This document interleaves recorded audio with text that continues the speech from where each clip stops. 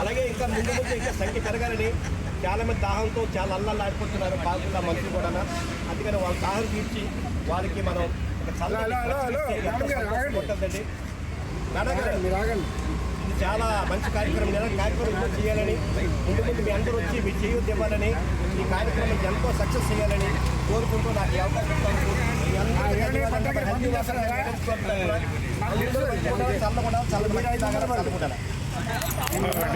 చేయడం చాలా సంతోషంగా ఉందండి. ఈరోజు కార్యక్రమం దాతలు శ్రీ సత్యనారాయణ గారి వైఫ్ ఈట వరలక్ష్మి గారు అంటే ఉంది కదా